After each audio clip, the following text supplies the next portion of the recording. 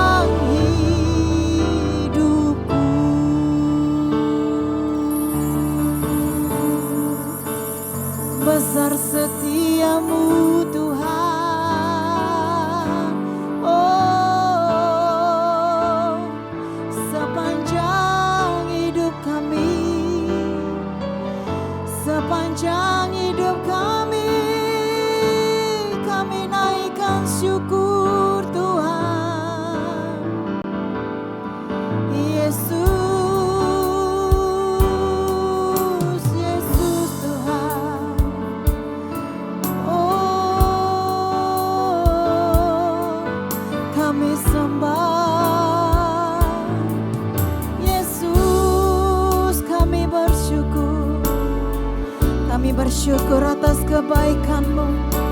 Kami bersyukur atas anugerah-Mu, pemeliharaan-Mu Tuhan.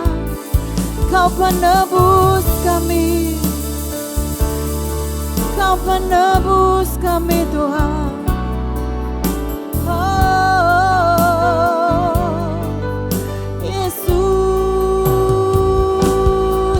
Sembah Dia Bapak Ibu yang terkasih dalam Tuhan.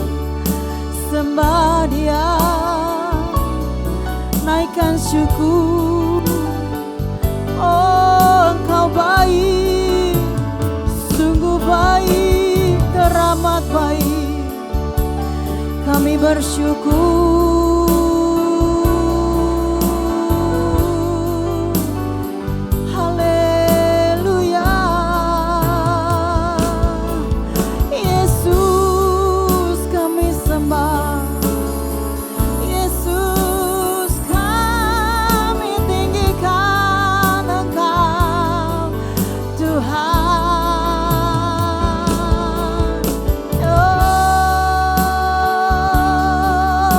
Nikmati hadirat Tuhan, naikkan syukur-Mu di hadapan Tuhan.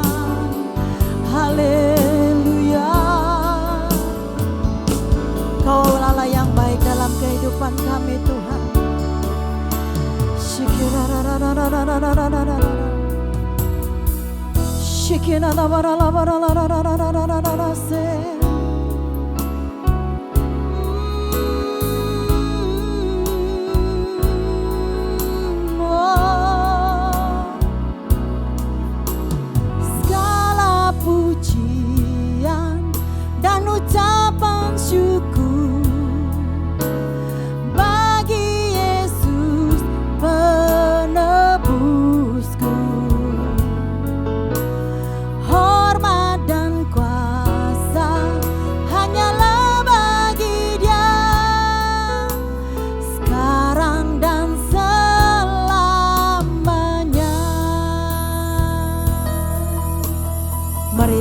Syukur buat Tuhan.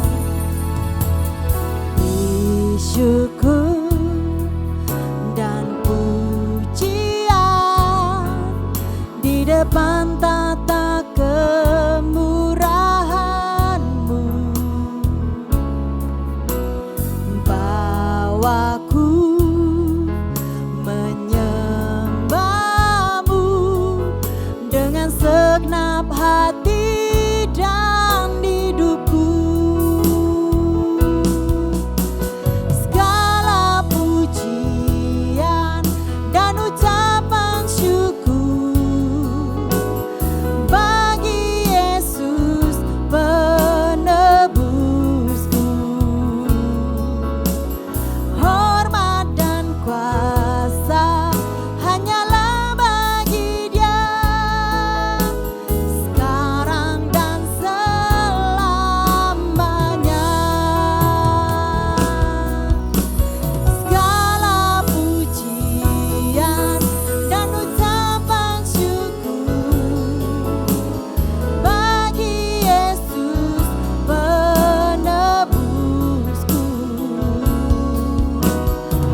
Hormat dan kuasa hanyalah bagi Dia, sekarang dan selamanya. Sekarang dan selamanya. Sekarang dan selamanya.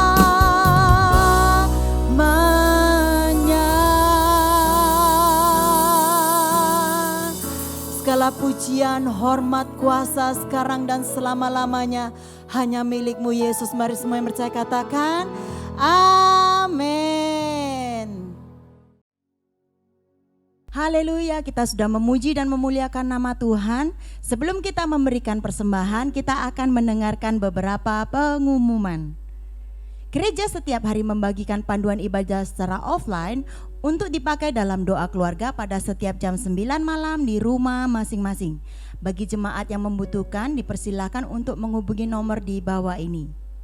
Ibadah Raya Minggu New Normal secara offline di gereja yaitu di Jalan Tegalsari 60 Surabaya setiap hari Minggu pada jam 9 pagi, 11 siang dan jam 5 sore.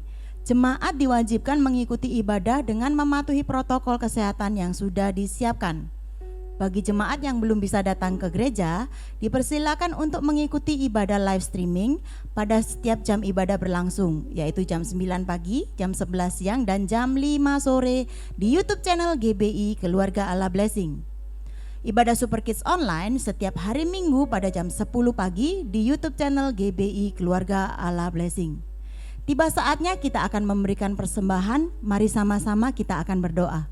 Bapa, kami bersyukur Tuhan, terima kasih untuk kesempatan yang kami peroleh Tuhan untuk memberikan persembahan ya Bapa. Kami mau memberikan persembahan ini dengan sukacita di hati kami Tuhan, karena Engkau sungguh baik dalam kehidupan kami.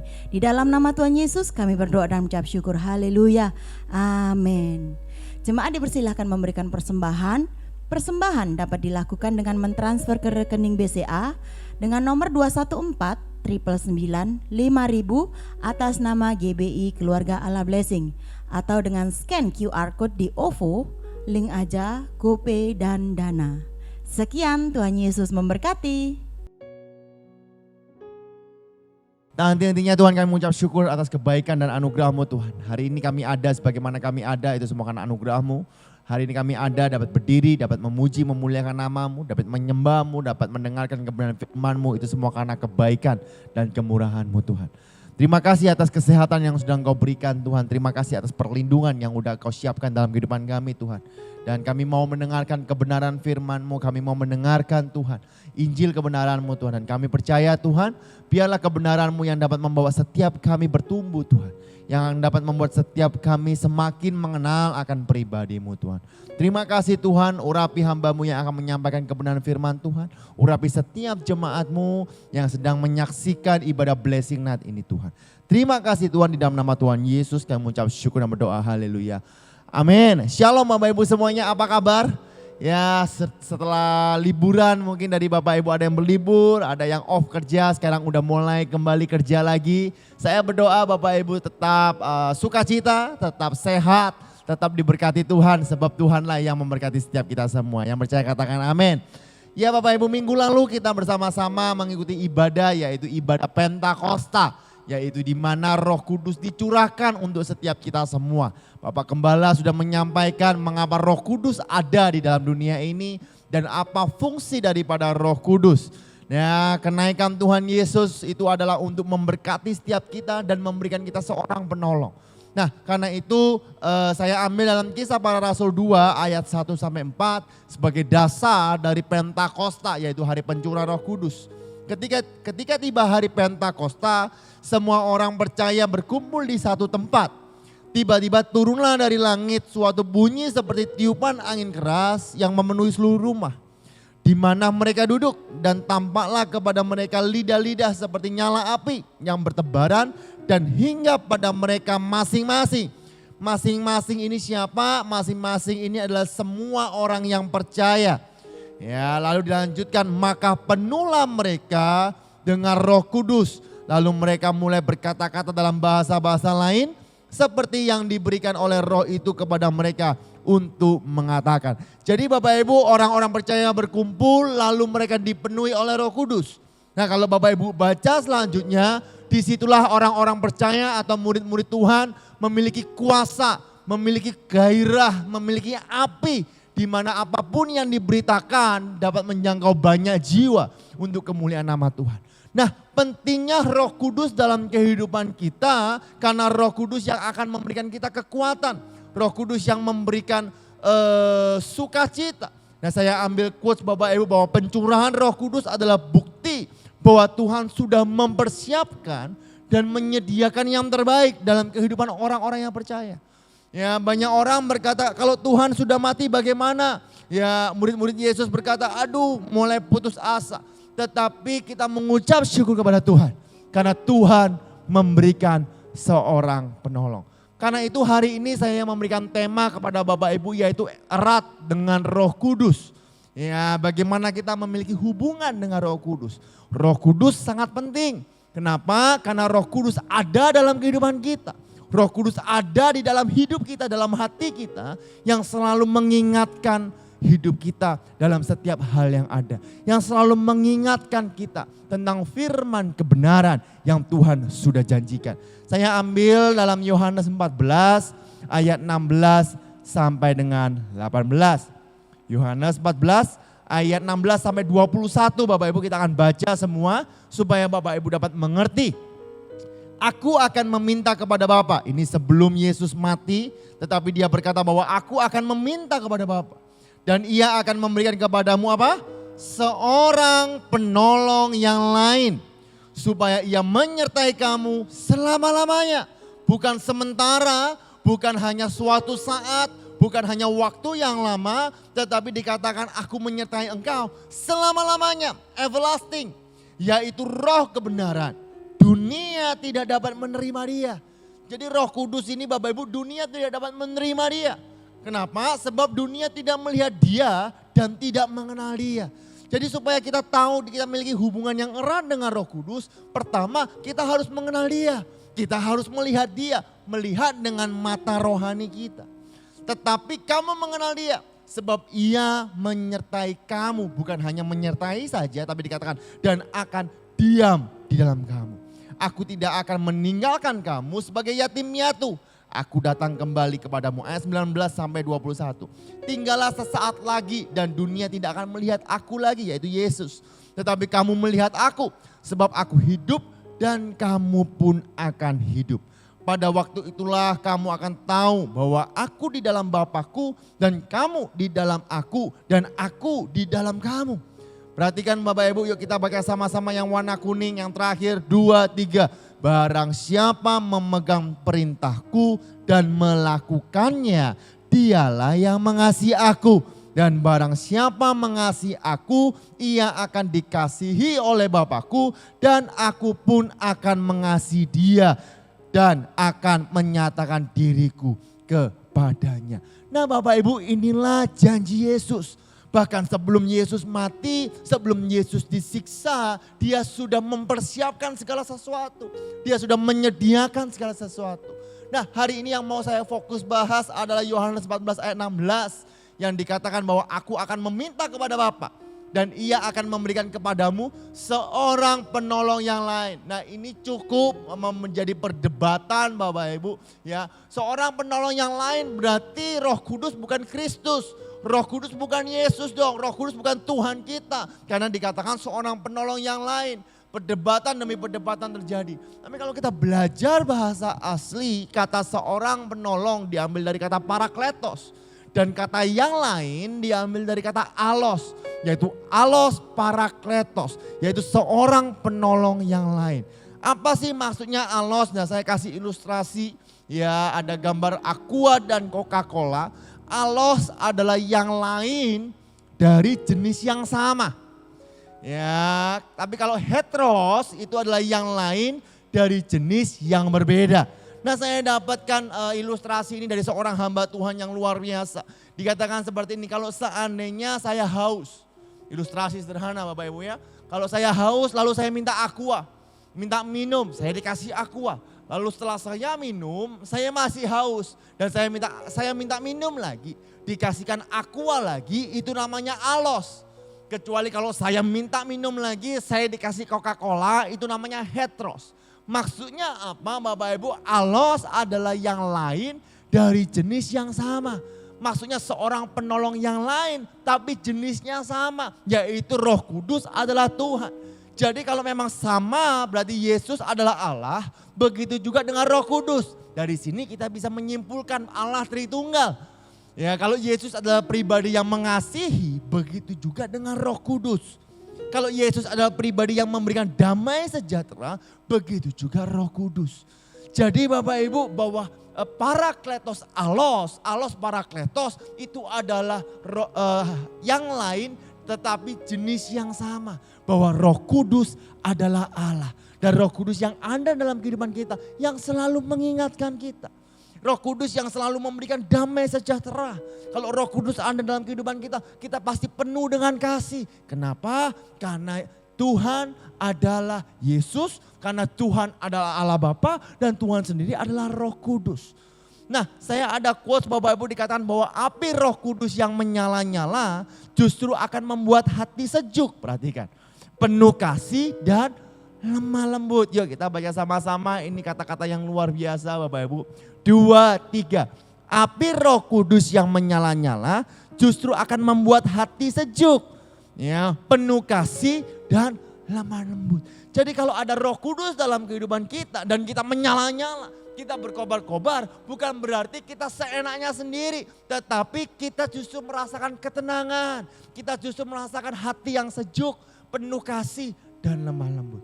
Karena itu kita penting untuk memiliki hubungan erat dengan Roh Kudus. Yuk kita bangun. Dalam perjanjian lama hadirat Tuhan adalah simbol dari tabut perjanjian. Di mana ada tabut perjanjian, di situ ada hadirat Tuhan. Di mana ada hadirat Tuhan, di situ ada berkat Tuhan. Ya, 2 Samuel 6 ayat 11 dikatakan seperti ini, perjanjian lama. 3 bulan lamanya tabut Tuhan itu tinggal di rumah Obed-Edom, orang Gad itu. Dan Tuhan memberkati Obed-Edom dan seisi rumahnya. Pertanyaannya seperti ini, mengapa Tuhan memberkati seisi rumah dari Obed-Edom? Karena ada tabut Tuhan di sana. Karena ada hadirat Tuhan di sana. Nah, itu dalam perjanjian lama. Bagaimana dengan perjanjian baru? Simbol hadirat Tuhan adalah Roh Kudus. Roh Kudus diberikan kepada kita sebagai seorang penolong. Kalau engkau memiliki Roh Kudus, engkau memiliki hubungan dengan Roh Kudus, engkau diingatkan setiap apa yang Tuhan sudah firmankan, maka engkau dan seisi rumahmu akan diberkati oleh Tuhan. Nah, Bapak Ibu dalam Tuhan, yuk kita hari ini ya belajar, kita hari ini memutuskan untuk membangun hubungan dengan Tuhan, dengan Roh Kudus. Ya Bapak Ibu, ada 3 hal yang mau saya sampaikan. Siapakah Roh Kudus itu? Ya, jadi sebelum saya masuk Bapak Ibu bagaimana membangun hubungan dengan Roh Kudus, kita harus tahu dan sadar dulu siapakah Roh Kudus itu. Yang pertama adalah Roh Kudus adalah Roh penolong, sama-sama katakan Roh penolong. Ya, Roh penolong diambil dari kata parakletos. Ya, penolong sama dengan parakletos, seseorang yang dipanggil untuk menolong kita. Terkadang di dalam hidup ini kita nggak tahu kita harus meminta pertolongan kepada siapa. Kadang kita minta pertolongan kepada manusia, tapi manusia itu mengharapkan imbalan dalam kehidupan kita. Kadang kita nggak tahu bagaimana kita harus curhat, kita harus berseru kepada siapa kita nggak tahu. Tapi hari ini ada kabar gembira bahwa Roh Kudus adalah seorang penolong. Dia yang selalu menolong kita, entah dalam kesesakan, entah dalam pandemi COVID-19 ini. Roh Kudus yang selalu memberikan jalan keluar, ide-ide yang baru. Pertanyaannya, kita setuju enggak dengan kuasa Roh Kudus yang ada dalam kehidupan kita? Nah, dalam bahasa King James Version dikatakan, and I will pray the Father and He shall give you another comforter. Kata comforter ada kata yang memberikan penghibur atau advocate, pengacara. Ya, pengacara adalah seseorang yang dipanggil untuk membela. Kadang kita memerlukan Roh Kudus untuk apa? Untuk membela kita. Kenapa? Karena iblis kadang suka menuduh kita. Karena itu kita harus bisa membedakan teguran dari Roh Kudus dan tuduhan iblis. Kadang kalau kita berbuat dosa, Roh Kudus akan memberikan teguran dalam kehidupan kita. Untuk apa? Untuk mengingatkan kembali, hei, yang engkau lakukan salah. Nah, kalau kita udah tahu bahwa itu adalah teguran dari Roh Kudus, maka secepat mungkin kita harus bertobat. Ya, teguran Roh Kudus paling banyak adalah di integritas kita. Kita masih dalam suasana the year of integrity. Ya, tahun dari integritas. Kadang kalau kita melakukan sesuatu yang tidak sesuai dengan integritas, hati ini nggak enak. Ya, ada sesuatu yang salah dalam hati kita. Waduh, kok nggak enak kalau saya khotbah. Kalau kita melakukan yang salah, ada ter gitu Bapak Ibu ya. Ada ter. Apa? Ngerasa nggak enak Bapak Ibu. Berbohong gitu ya, akan bohong putih. Pasti ada suasana hati yang nggak enak. Nah, itu ada teguran dari Roh Kudus. Memang Roh Kudus menegur kita dengan sangat halus sekali. Kadang kalau kita ikut berteriak, kita ikut berbicara, kita nggak akan mendengar suara Roh Kudus. Karena itu ada waktunya kita harus duduk diam. Ya, di dalam kamar, di rumah memiliki saat teduh yang benar-benar teduh untuk apa? Untuk mendengar, untuk mengevaluasi diri, untuk membiarkan Roh Kudus menegur hidup kita. Nah, beda dengan tuduhan iblis. Tuduhan iblis yaitu selalu memojokkan kita. Kamu orang berdosa. kamu itu orang gak berharga. Kamu ingat gak masa lalumu? Kamu utangmu banyak, kamu gak akan pernah bisa berhasil. Tokomu sepi, kamu gak mungkin bisa sembuh lagi. Hati-hati anakmu dan sebagainya. Itu namanya tuduhan iblis. Dan hari ini ada kabar gembira juga. Roh Kudus adalah roh penolong yang siap membela kita. Bahwa engkau sudah dibenarkan, bahwa engkau sudah dimerdekakan, bahwa engkau sudah dimenangkan. Itulah Roh Kudus Bapak Ibu. Ya, karena itu kita harus memiliki hubungan yang intim dengan Tuhan supaya kita bisa membedakan teguran dari Roh Kudus dan tuduhan dari iblis. Singkat cerita, sederhanalah Bapak Ibu. Kalau Bapak Ibu kenal dengan seseorang, orang yang sangat Bapak Ibu kasihi, Bapak Ibu cintai. Telepon Bapak Ibu, dia pakai nomor telepon lain, Bapak Ibu angkat. Halo, Bapak Ibu bisa tahu dengan jelas siapa yang menelpon kita. Oh, ini pasti istriku, oh ini pasti suamiku. Bahkan Bapak Ibu, saya pada saat papa saya keluar negeri beberapa tahun yang lalu, dia hubungi saya. Ya, lalu ditelepon dengan halo, dengan jelas saya tahu bahwa itu suara papa saya. Kenapa? Karena saya memiliki hubungan, saya memiliki relationship, saya erat dengan mereka sehingga saya tahu bahwa itu dari suara dari mereka. Demikianlah juga Roh Kudus. Kalau kita memiliki hubungan dengan Tuhan, kita bisa tahu suara Roh Kudus. Nah Bapak Ibu, Yohanes 14 ayat 26. Tetapi penghibur yaitu Roh Kudus yang akan diutus oleh Bapa dalam namaku, dialah yang akan mengajar segala sesuatu kepadamu dan akan mengatakan kamu akan semua yang telah kukatakan kepadamu. Banyak orang berkata, aku kok pengen dengar suara Roh Kudus, aku pengen dengar suara Tuhan. Mama Ibu, sebenarnya di saat engkau baca firman, tiba-tiba di dalam pikiran kita diingatkan suara Tuhan, itu suara Roh Kudus. Ya, itu pasti suara Roh Kudus, gak mungkin suara iblis. Karena iblis tidak ada berkepentingan untuk mengingatkan engkau tentang firman. Ya, karena itu pentingnya kita baca firman Tuhan karena Roh Kudus bertugas untuk mengingatkan. Ya, Ibrani 8 ayat 12. Ya, sebab aku akan menaruh belas kasihan terhadap kesalahan mereka dan tidak lagi mengingat dosa-dosa mereka. Nah, saya tahu Bapak Ibu mungkin dari Bapak Ibu merasa berdosa. Tapi hari ini saya ada kabar gembira bahwa Tuhan sudah memerdekakan engkau. Sehingga engkau tidak dituduh lagi oleh iblis. Kenapa? Karena dosamu sudah tidak diingat lagi. Engkau sudah dimerdekakan, engkau sudah dibebaskan. Ya, nah yang kedua selain roh penolong adalah spirit of truth, roh kebenaran. Dikatakan dalam 1 Yohanes 2 ayat 27 dikatakan, sebab di dalam diri kamu tetap ada pengurapan yang telah kamu terima daripadanya. Karena itu tidak perlu kamu diajar oleh orang lain, tetapi sebagaimana pengurapannya mengajar kamu tentang segala sesuatu dan pengajarannya itu benar. Perhatikan, sama-sama katakan benar. Tidak dusta dan sebagaimana ia dahulu telah mengajar kamu, demikianlah hendaknya kamu tetap tinggal di dalam dia. Bapak Ibu, Roh Kudus adalah roh kebenaran. Dia akan mengajar kita untuk berbuat benar, berlaku benar dan bertindak benar. Ya, kembali lagi bahwa kita masih ada dalam tahun the year of integrity. Ya, ingat yang baik belum tentu benar, yang benar pasti baik Bapak Ibu. Yang saya kasih ilustrasi Bapak Ibu. Pada suatu hari ada seorang pendeta Bapak Ibu. Ada seorang pendeta datang ke rumah jemaat. Ya, karena diundang oleh jemaatnya untuk makan bersama. Kebetulan jemaatnya adalah orang yang kaya raya sekali. Pada saat makan bersama mereka berfellowship, mereka bergurau, mereka makan banyak Bapak Ibu. Selesai hamba Tuhan ini pulang Bapak Ibu. Setelah hamba Tuhan ini pulang, pada saat dia kembali dia ingat. Loh, bukankah di meja makan ada segebok uang? Ya, kurang lebih sekitar 2 juta atau 3 juta di dalam amplop Bapak Ibu. Nah pada saat dicari amplop, oh gak ada, dicari gak ada. Lalu dia bicara, sang istri bilang kepada suaminya, "Pak, kelihatannya uang kita diambil oleh pendeta itu." Loh kok bisa? Karena tidak ada yang masuk, kita gak punya pembantu, kita belum punya anak, ya kan? Hanya pendeta itulah yang makan bersama-sama dengan kita. Ya, waduh Bapak Ibu, yang namanya suami emosi, yang namanya istri juga emosi, akhirnya kecewa. Kecewa, dia nggak mau ke gereja sama sekali Bapak Ibu. Pada saat dia nggak ke gereja sama sekali Bapak Ibu, akhirnya singkat cerita Bapak Ibu ketemulah di salah satu shopping mall yang ada di sekitarnya, ketemu dengan pendeta ini.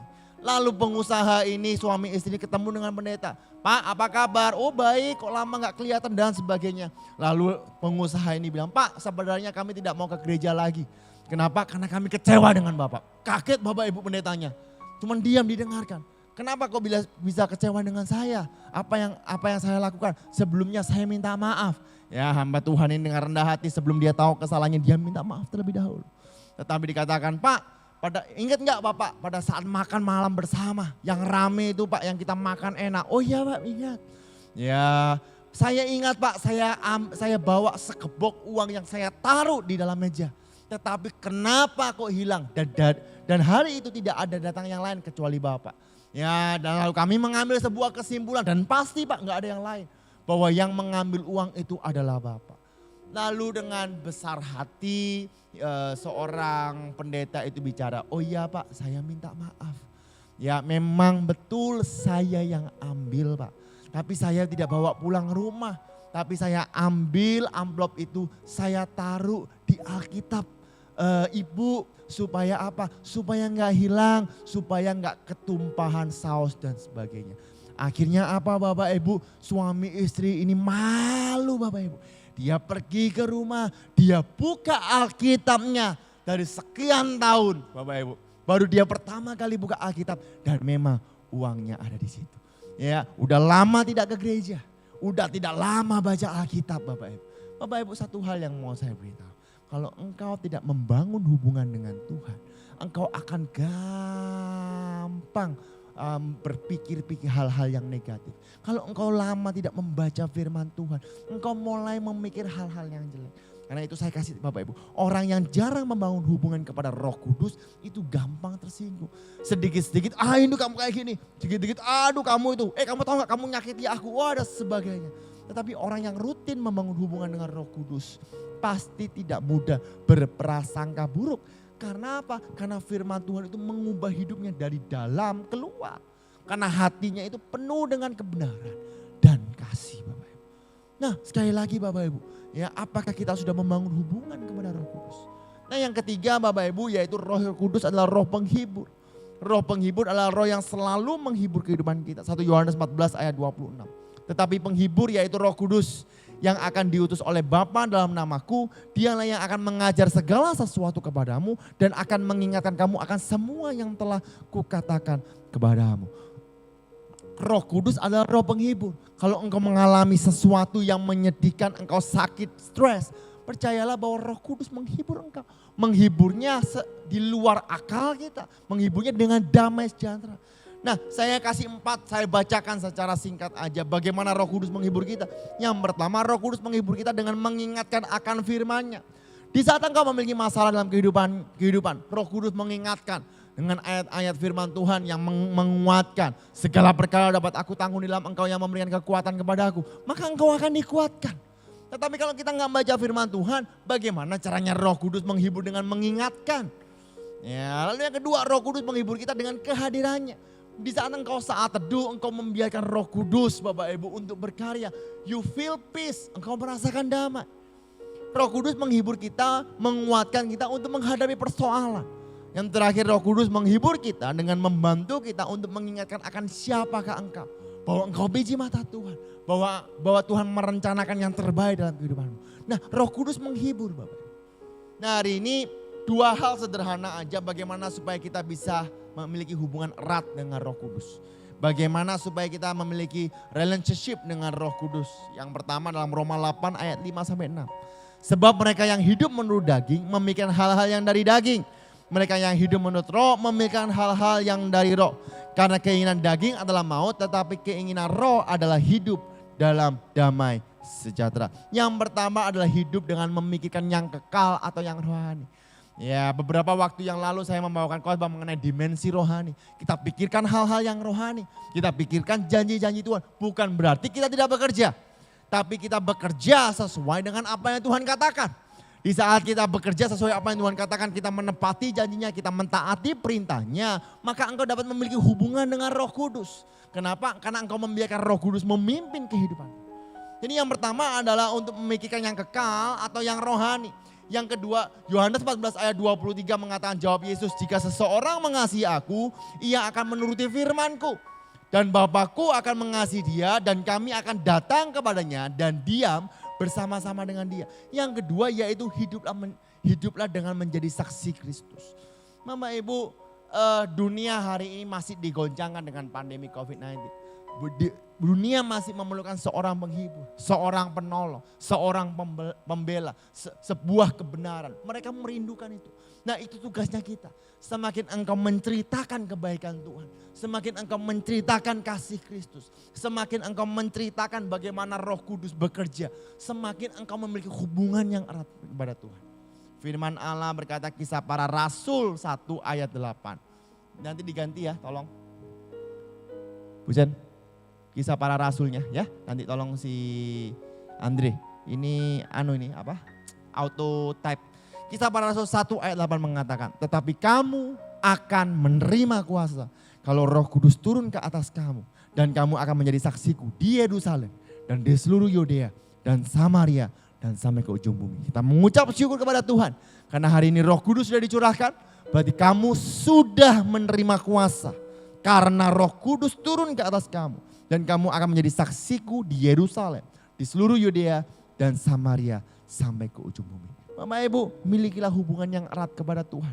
Jalin hubungan dengan Tuhan. Pikirkan hal-hal yang rohani. Percayalah di saat engkau memikirkan hal-hal yang rohani, yang jasmani pasti terpelihara. Bukan hanya itu, ceritakan kebaikan Tuhan. Semakin engkau menceritakan kebaikan Tuhan, semakin engkau mengerti betapa baiknya Tuhan. Roh Kudus adalah roh penolong. Roh Kudus adalah roh kebenaran, Roh Kudus adalah roh penghibur. Tuhan Yesus memberkati. Mari kita berdoa bersama-sama. Tuhan, kami mengucap syukur atas kebaikan-Mu. Kami mengucap syukur atas Roh Kudus yang sudah Engkau berikan dalam kehidupan kami. Kami percaya hari ini Tuhan bahwa Roh Kudus memberikan kami kuasa Tuhan untuk menjadi saksi-Mu Tuhan. Memberikan kuasa Tuhan untuk menjadi garam Tuhan. Memberikan kuasa untuk menjadi terang Tuhan untuk kemuliaan nama-Mu. Hari ini Tuhan kami mau mengambil sebuah komitmen, sebuah langkah iman Tuhan. Kami mau membangun hubungan supaya erat dengan Roh Kudus. Biarlah kehidupan kami dipimpin oleh Roh Kudus. Sebab kami percaya Tuhan, Roh Kudus yang memberikan kami penghiburan. Roh Kudus yang memberikan kami ingatan akan kebenaran firman-Mu Tuhan. Roh Kudus yang selalu membela kami dari tuduhan-tuduhan dari si jahat Tuhan. Kami mengucap syukur Tuhan, meteraikan kebenaran firman-Mu. Terima kasih Tuhan, di dalam nama Tuhan Yesus, semua yang percaya bersama-sama dengan saya katakan, amin. Nah Bapak Ibu, sebelum kita mengakhiri ibadah, ada pengumuman sedikit yang Bapak Ibu harus notes ya, harus ingat bahwa minggu ini tanggal 30 Mei tahun 2021 ibadah offline tetap diadakan secara 3 kali, yaitu jam 9, jam 11 dan juga jam 5 sore. Dan ada kabar gembira buat Bapak Ibu semuanya karena kita akan bersama-sama dilayani oleh Ibu Valentina Irawan. Ya, saya percaya dengan firman-Nya, dengan hikmatnya, dengan remanya, ada sesuatu yang disiapkan Tuhan untuk setiap kita seluruh jemaat GBI Keluarga Allah Blessing. Jadi saya dorong Bapak Ibu yang online pun saya dorong untuk bisa beribadah secara offline supaya Bapak Ibu bisa menangkap ya sesuatu yang besar yang Tuhan sudah sediakan dalam kehidupan kita. Saya rasa ada lain, mari kita berdoa bersama-sama. Angkatlah kedua tanganmu, jemaat Tuhan, angkatlah kedua tanganmu. Terimalah berkat dari Bapa yang berlimpah-limpah, kasih sukacita daripada Allah anak yang tak berkesudahan.